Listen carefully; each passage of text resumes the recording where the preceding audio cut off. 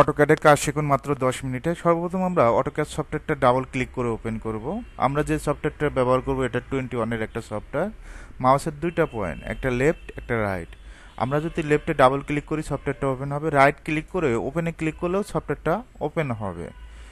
সর্বপ্রথম আমাদের যে কাজটা করতে হবে, ইউনিটসগুলো সেট আপ করে নিতে হবে, মানে পেজ সেট আপ করতে হবে। পেজ সেট আপ ছাড়া কিন্তু আমরা কাজ করতে পারবো না। এটা ক্লোজ করে দিব। এইরকম একটা ইন্টারফেস আসবে। আমরা স্টার্ট ড্রয়িংয়ে ক্লিক করব। কোথায় ক্লিক করব? Start drawing. স্টার্ট ড্রয়িংয়ে ক্লিক করার পর আমরা এটা পাশেরটা ক্লোজ করে দিব। এখন আমরা পেজ সেটআপটা দেব। পেজ সেটআপটা কিভাবে দিতে হয় সেটা দেখাবো। ইউএন লিখে এন্টার। ইউএনটা হলো ইউনিটস। টাইপ থেকে আমরা কি করব? ইঞ্জিনিয়ারিং সিলেক্ট করব। প্রিসিশন থেকে 0 ফিট 0 ইঞ্চি ওকে দেব। ডি লিখে এন্টার। ডিটা কি? ডাইমেনশন। মডিফাইতে ক্লিক করবেন। ক্লিক করার পর এখান থেকে প্রাইমারি ইউনিট জাস্ট দেখে দেখে কাজগুলো করবেন। এখান থেকে ইঞ্জিনিয়ারিং সিলেক্ট করবেন। আর্কিটেকচার আর ইঞ্জিনিয়ারিং একই জিনিস, জাস্ট একটু কম বেশি হয়, সমস্যা নাই। 0 ফিট 0 ইঞ্চি। টেক্সে যাবেন, টেক্স থেকে টেক্স হাইট 6 ইঞ্চি। তারপর স্যাম্বল অ্যান্ড অ্যারো, এখান থেকে আমরা কি দেবো? আর্কিটেকচারাল টেক্স অ্যারো সাইজটা 4 ইঞ্চি করে দেব। ওকে, সেট কারেন্ট ক্লোজ। এখন আমরা গ্রিড লাইনগুলো ডিলিট করে দেবো, কন্ট্রোল জি দেব। গ্রিড লাইনগুলো ডিলিট হবে। ইউসিএস আইকনটা সেট আপ করবো, ফিক্সড করব। জাস্ট মাউসের রাইট, ইউসিএস আইকন সেটিং, এখান থেকে এই শর্ট টিকটা তুলে দিবেন, বুঝতে পারছেন? এটা ফিক্সড হয়ে যাবে। এখন লাইন নেবেন, এল লেখে এন্টার। এখান থেকে আমরা লাইনটা সোজা করার জন্য F8, এখান থেকে 55 ফিট আশা করি নিতে পারবেন। এদিকে 55 ফিট নিয়ে নেবেন। এখন আমাদের পার্টিশন হল কত ইঞ্চি এটা আপনাকে বুঝতে হবে। ও লেখে এন্টার, 5 লেখে এন্টার। এক সিরিয়ালে কাজ করবে। প্রথম বেডরুমের আকারটা 12 ফিট, অফসেট 5 ইঞ্চি। পরেরটা কত ফিট? 12 ফিট, অফসেট 5 ইঞ্চি। পরেরটা 4 ফিট, এখান থেকে কত নেবেন? 4 ফিট। অফসেট অবশ্যই 4 ফিট নেবেন। ও লেখে এন্টার, 4 ফিট লেখে এন্টার। অফসেট 5 ইঞ্চি। আর কোনো মেজারমেন্ট আছে? নাই। এখান থেকে আর কোনো মেজারমেন্ট নেই, আমরা টিম করে দেব। একইভাবে আমরা এখান থেকে অফসেট নেব কত ফিট? 12 ফিট। এই সিরিয়ালে কাজ করব। অফসেট 5 ইঞ্চি। পরেরটা আমরা 11 ফিট নেব। এখান থেকে কত ফিট? 11 ফিট। অফসেট 5 ইঞ্চি। পরেরটা 7 ফিট 2 ইঞ্চি। আর কোনো মেজারমেন্ট আছে? নাই। তারপর আমরা ট্রিম করে দিব। টিআর লিখে ডাবল এন্টার, ট্রিম। আপনার যে প্রবলেমটা, আপনি রেফারেন্স লাইন বোঝেন না যে কিভাবে রেফারেন্স লাইন নিতে হয়, একটু ক্লিয়ার করে দিচ্ছি। এল লেখে এন্টার। কি লেখে এন্টার? এল লেখে এন্টার। এই পয়েন্ট থেকে এই পয়েন্ট একটা ক্লিক করবেন, পারবেন না? অফসেট এখান থেকে 6 ফিট নেব। এই কাজটা কিন্তু আপনি করেন নাই। ওকে, অফসেট 5 ইঞ্চি। তারপরে আমরা এখান থেকে 9 ফিট নেব। এই কাজটা কি করছেন? কথা বলেন। এইভাবে কাজটা করবেন। আপনি তো সম্পূর্ণ অফসেট নেওয়ার আমার প্রয়োজন নাই। প্রয়োজন আছে রেফারেন্স লাইনে 6 ফিট, পরেরটা 9 ফিট। এখন আমরা ট্রিম করে দেব। দেখেন তো শেপটা বের হয়ে গেছে না? ওকে, এখন আমরা এটাও ট্রিম করে দেব। আমরা রেফারেন্স লাইন নেব, এল লেখে এন্টার। বেশি সময় লাগবে ফ্লোর প্ল্যান করতে? লাগবে না। অফসেট 7 ফিট, অফসেট 5 ইঞ্চি। স্টার্টের জন্য কত? 15 ফিট। এখান থেকে কত ফিট নেব? 15 ফিট। 15 ফিট নেওয়ার পর বাইরে যে অংশ থাকবে আমরা কি করে দেব? ট্রিম করে দেব। তারপর ট্রিম করে দিবেন, টিআর লিখে দেবেন। বাইরের অংশ তো প্রয়োজন নাই। এখানে একটা ভুল করছিলেন, আপনি করেন নাই। আপনি 16 ফিট ধরেই স্টার্টটা করে দিয়েছেন। ওকে, আপনি 16 ফিট দিতে পারেন, অসুবিধা নাই, কিন্তু এখানে ড্রয়িংয়ে ছিল আপনার 15 ফিট, বুঝতে পারছেন? এখান থেকে আবার অফসেট নেব 10 ইঞ্চি। ও লেখে এন্টার, 10 লেখে এন্টার। জাস্ট ক্লিক করবেন, ক্লিক করে এম দিবেন, মাল্টিপল এম দেওয়ার পর জাস্ট ক্লিক। একেবারে সহজ।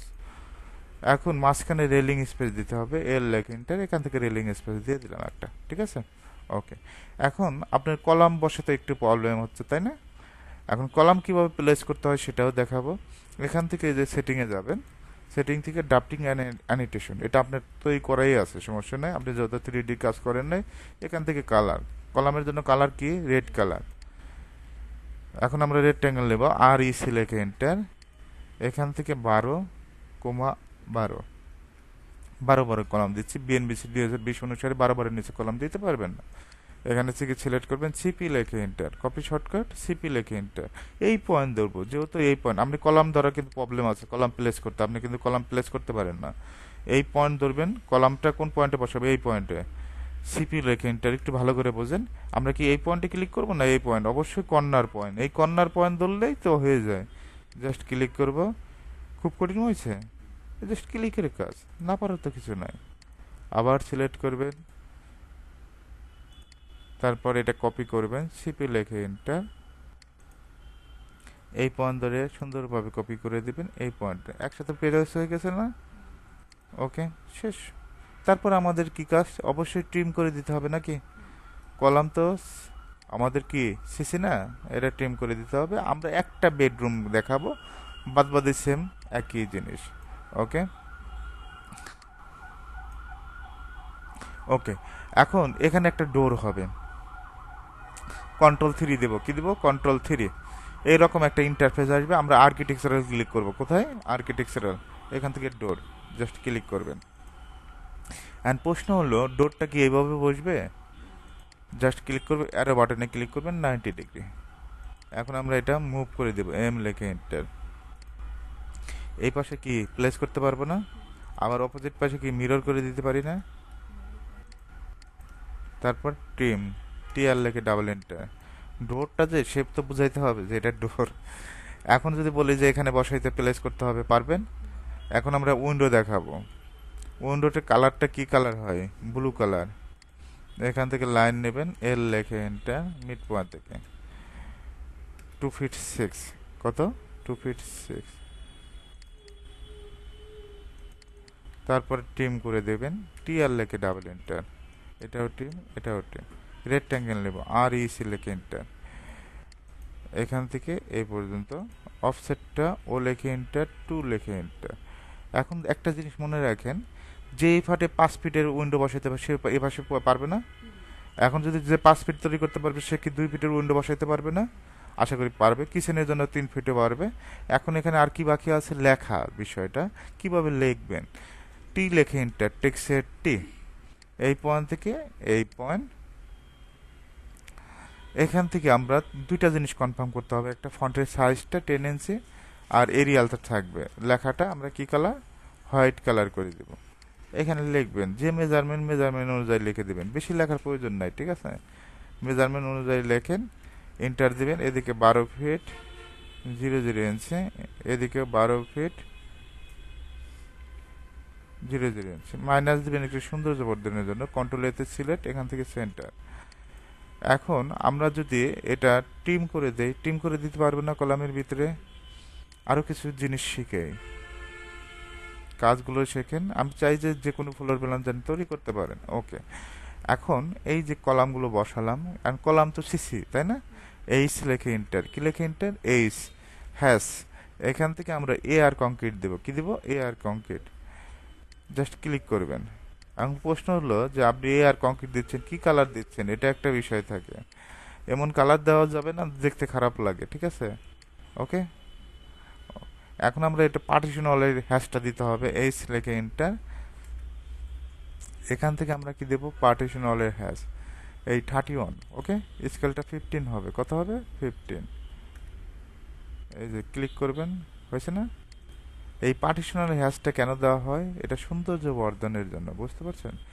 যে সময় প্রিন্টটা করবেন তখন ভালো লাগবে এই পার্টিশন ওয়ালে দেওয়ার কারণে। এখন যদি বলি যে আমাকে এখানে বসাইতে হবে, পারবেন।